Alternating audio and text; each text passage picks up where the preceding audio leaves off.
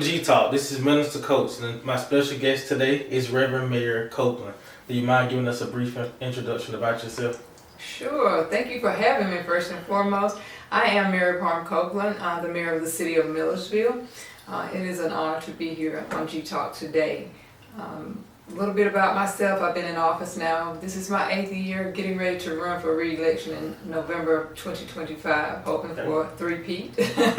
I am married to Charlie Copeland. I have one adult son and I have 5 grandchildren at the moment, with one on the way. Hopefully in September it'll be another girl. That's what I'm praying for. I have 4 boys right now, so we're hoping for a little girl. Work in the public school system, driving the school bus for the last 7, almost 8 years. Okay.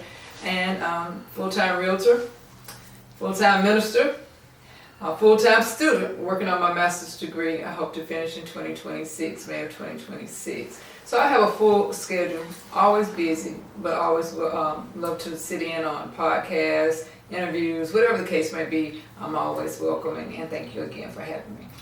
Okay, 2026. Well, we thank you for coming on the show, and I'm also trying to get in grad school, at this time. And also, I'll get my master's degree in 2026 as well. It's just common. But you are a woman of many titles. That is, I don't know how you deal with all of it, but I'm sure you're a strong woman. But the first question I have is just, what led you to ministry and public service? What was your journey look like? Growing up, my father was a minister.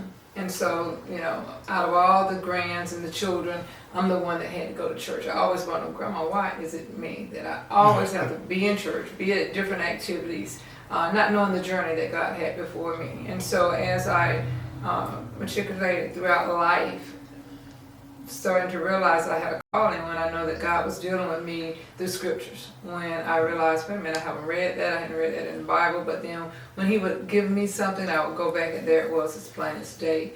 And so the compassion that he put on my heart for people and the heart to be a servant. As I grew older, I came into realization that that's where he wanted me to be. I actually started in the early 90s when I went into the prison system. In 87, it moved even more compassion, and did not realize, okay, God, what am I doing in the prison system, working as an officer?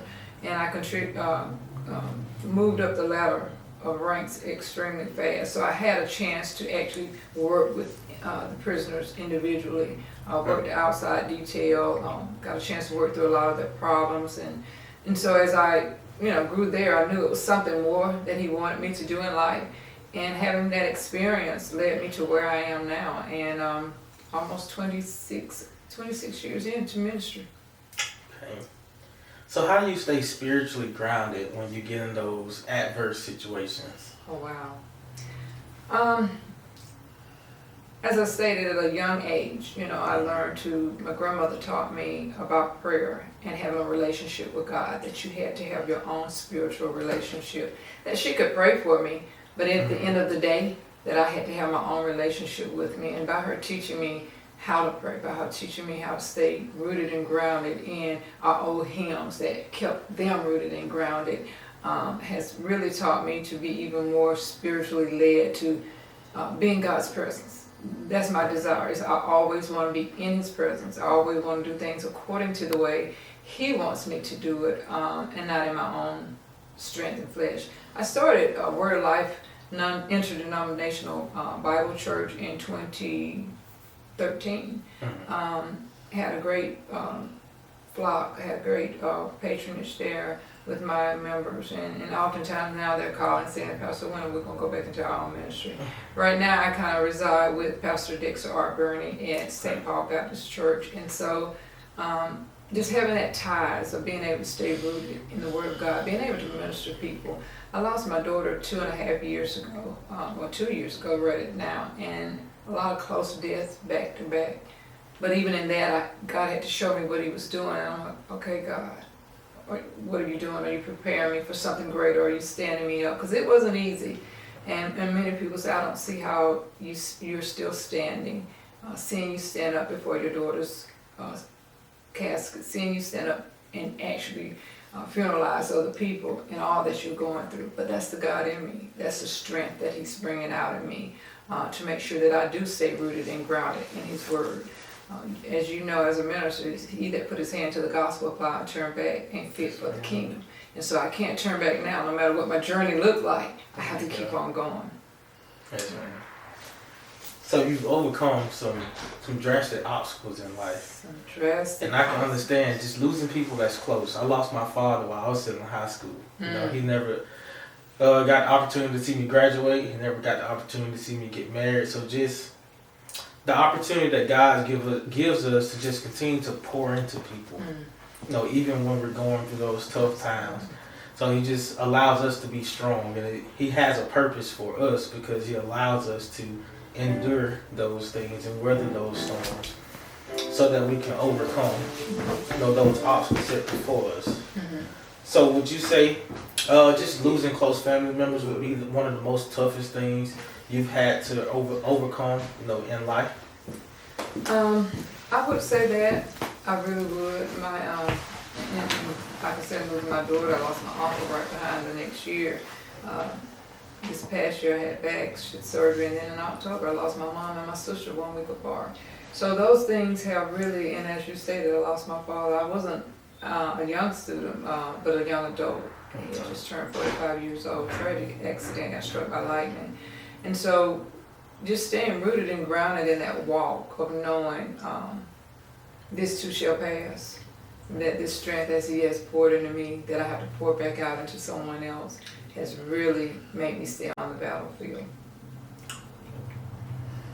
So being a mayor and, you know, ministering God's word can kind of sometimes just bring certain criticisms, whether it's, you know, self-criticism or criticism of outsiders. You know, so have you ever been criticized for bringing faith into your political role as mayor? Trust me, I have.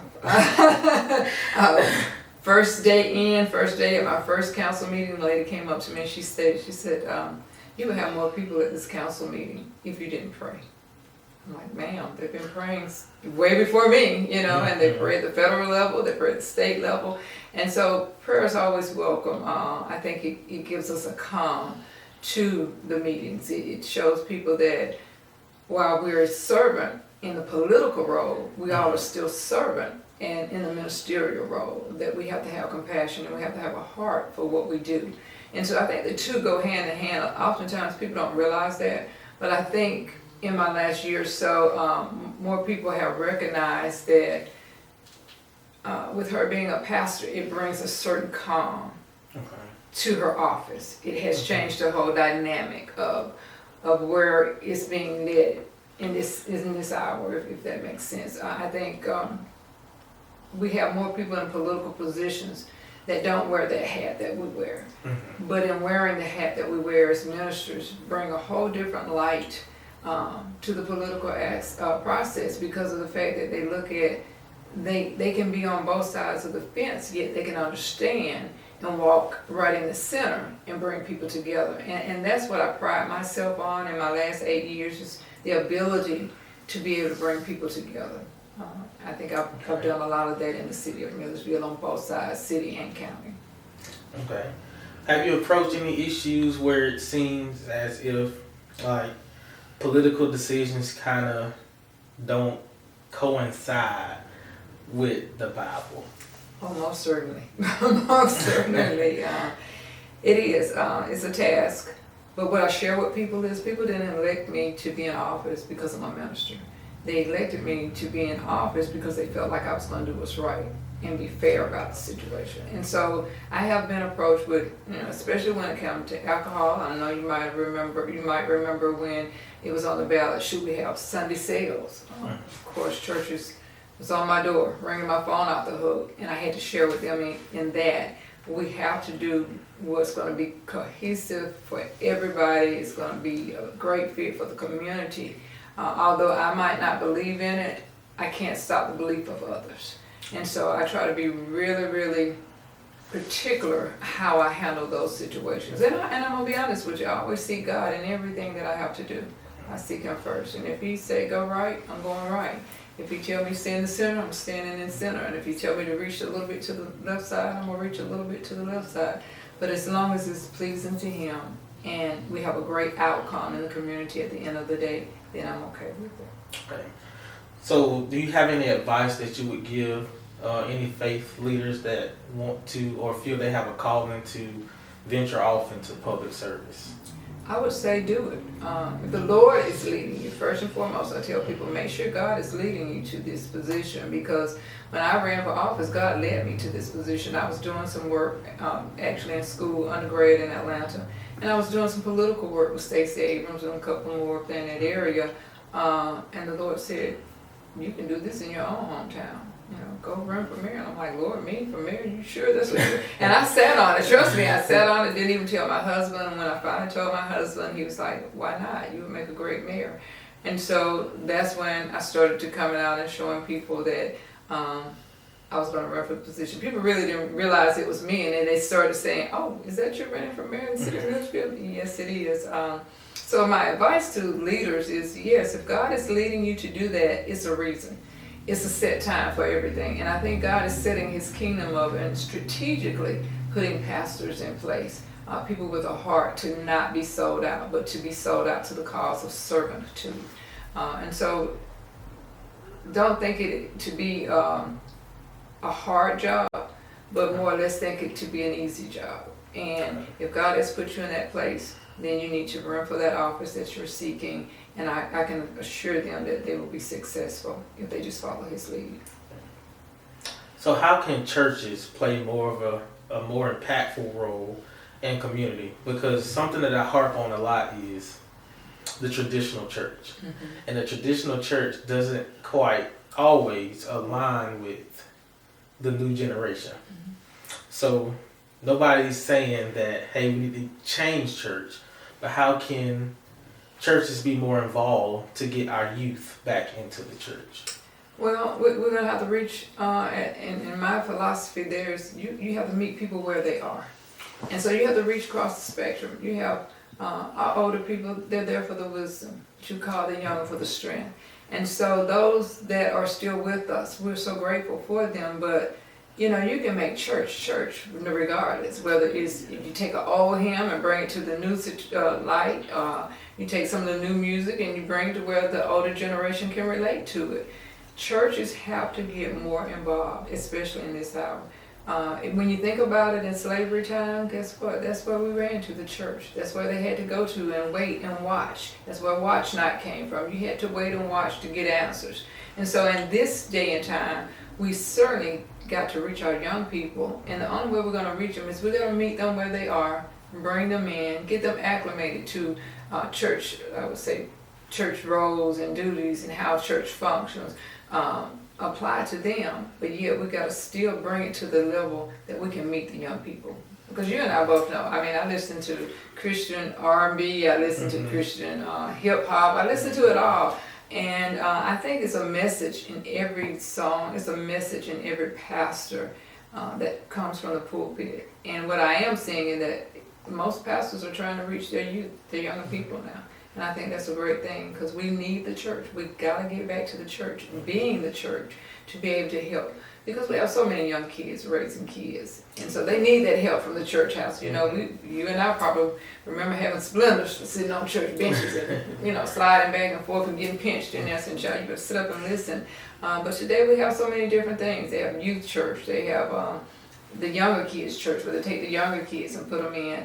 But I'm traditional when I believe in every child can sit and listen, whether it's the youth pastor, whether it's the seasoned pastor sitting in that seat. I think they all need to collaborate and be in worship at some point or another. Right. And I heard you said you were pending re-election, you know, coming up. So how can your leadership impact the next generation? I think the leadership that I bring to the community is that I'm open. You know, I'm subjected to some things that they might want to bring forth. I think they have seen me in action as far as making sure I meet everybody's need. And I tell people I'm the mirror of all people. It's just not one set, one color, however you want to put it. I'm everybody's mirror. And so no matter what time my phone rings, no matter what the situation is or problem, I'm trying to reach some resolve for the community. I think a leader in this hour, you have to be very open. It is so much more that maybe contradict with our beliefs and our faith. but you still have to reach across the line. Because guess what? The Bible is just fulfilling itself. We see so much of what happened in the Bible, biblical days today, that we have to realize that Jesus said, I came so that they may have life and life more abundantly. And so here it is now. We have to reach out to people so that, it's not right in a lot of things that they do, but the more we hear, the more we talk, the more then we can see the ways that we might need to change our ways. And I think in the church today, we shouldn't turn anybody around. Just let them come here. Because it comes hearing, the word of God comes by hearing it from the pulpit. And the more you hear it, the more you start to reflect on your own self. If he's dealing with you, you're going to make that change on your own. Well, you constantly make an impact on people's lives, but what legacy do you want to leave behind, not only for the people that you encounter on a day-to-day basis, but for your grandchildren, for example? I want to leave the impact that we are somebody in this community, that we have to work hard. And as well as anybody, we have to work 3 times as hard for people to recognize the impact that we make to our community. We have to teach our children. And I believe straight up, we have to teach our children about our history, a lot in which people don't want us to teach. But when they realize what our foreparents had to go through, for us first and foremost, and then for them to be where they are today, that they'll realize that in order to impact a community, I want to leave a legacy on my grandchildren. For my grandchildren, I want to leave a legacy for this community, saying that she was a mirror that stood up for right. I don't believe in systemic racism. I believe that that's a day of old. I believe that we as a community, we are a community, and we're a diverse community, that we must realize everybody's achievement, and everybody's achievement is impactful in our community, whether we look at it right, wrong, indifferent. And so in my leadership, that's something I want to leave the footprint, that we need to grow our community if we want to be viable. We need to grow our workforces if we want to be viable and competitive. We need to make sure that our community has parks, recreation, all the different things that is going to make this community grow. And when people look in, because that's what most people do now, they look in from the internet, that they're going to see, wow, that's a community. I want to go because I can live, play, work, do all the things I want to do. If I feel a little urbanish today, I can stay right here, this going on. If it's something I want to go to the suburbs, the biggest cities, I'm within 45 minutes to an hour to get there. So I want to make sure we bring that feel of home here, yet that feel of integrity, that we're a community committed to making sure that everything works for everybody. So it's just been brought to my attention. It came up recently for me that just the rate that our young black women have been sexually assaulted by family members over, in recent years has increased dramatically. How can you, or what can you say, or can you give some advice to those who don't feel they have a voice? First and foremost, I tell my granddaughters, you speak up. You tell me if somebody is touching you inappropriately or making inappropriate advances to you. I would say that to any person, any child. When my daughter died, it wasn't a matter of who's going to take care of them. I knew I had to provide for them to make sure that they had that strong foundation, that wouldn't happen to them, because it does happen. Not only in family members, we have it happening in the community, you just don't hear about it. But what I do share with people that have to take in kids that are not theirs, that these are children that you should give an opportunity in life. Don't mess up their life, but give them the opportunity to understand that as they grow and evolve, that they know what it is to have a relationship that's a true relationship with a man, and not be afraid to say, and boys too, and it's not just girls, but it's boys, that I don't carry that behavior over into my life. And so my thought on that process is that making sure that people are trained. We don't teach anymore. We don't have the classes because of government cuts about how do you take and adopt kids, how do you treat them, how do you not touch them in inappropriate ways. I think all of that need to come back into play again. And I can't say enough to our young generation what my grandmother taught us, cover it up. Anything you're allowed to just hang out there, you're advertising yourself. And unfortunately, people don't think like they should. I have a young granddaughter that is very full-figured, and I tell people, She's 11 years old. But in some people's eyes, they don't care about it. They just see a body, don't see the age, don't care about anything else when they're doing whatever they're doing. And I think a lot of people, when they get to drinking, when they get into doing drugs, the mindset leaves them, so they don't think about what they're doing, and then the action has already happened, and it's too late to take it back. And you've destroyed a young person's life, probably for the rest of their life. So if you could go back and give your younger self some advice, what advice would you give your younger self? Oh my God. If I knew what I know today, a lot of changes I would have done differently. I share with my girls all the time, make a life for yourself before you try to make a life for someone else. I had my oldest, my daughter, coming out of high school. Right out of high school, I was pregnant. But luckily, I was smart enough. I finished school a whole semester early.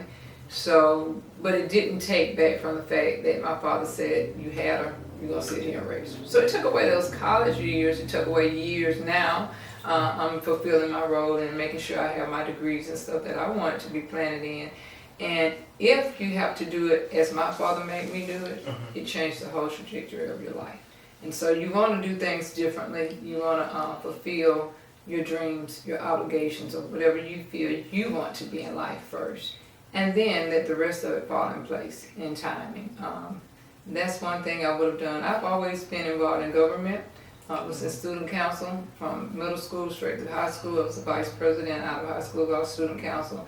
I would have probably pursued my career in politics a whole lot sooner. Wanted to go to the military. I actually got ready to go into the military and changed my mind. That was the only reason why my father was going to see about my daughters, for me to go in the military, and got ready to go to MEPS and change my mind. So I probably would have did things a whole lot differently. I'm that CIA kind of person, I wanted to be in all that good stuff. So I would have definitely charted a different path for myself. But I know I'm on God's path and God's timing, and things are just falling into place according to His will. Okay, how do you stay personally motivated? I get up every morning between 2 and 3. I'm going to read my word. Once I read my word, I'm going to get in my praise. And I tell myself every day, I'm going to be better today than I was yesterday. I'm going to strive to do something bigger and better today than I did yesterday. And so that keeps me personally rooted and grounded. It keeps me motivated to do things that I want to do and to see the things come to full fruition that I want to see happen in life. You're only going to be as good as you set out to be. And every day is a challenge. So either you will make yourself be better, or you're going to sit back and let the better pass you by. And so I don't look in my rearview mirror. I see the panoramic view, but I'm always looking straight ahead, because I know, as it says in Jeremiah 29:11, the best is yet to come for me, so I'm waiting on that. All right. Well, it was a pleasure having you. I appreciate the insight. You're very knowledgeable, very strong woman. And I just pray that God continues to lead and guide you in the way that He desires for you to go. Thank you. It's been my pleasure being here with you on G Talk today, and I'm looking forward to us having some more conversation. Yes, ma'am. Absolutely. Thank you. Thank you for watching G Talk, where the G stands for God. This is Minister Coates, and you can catch us next Sunday at 7 o'clock. Only on the Go Tell Group YouTube channel.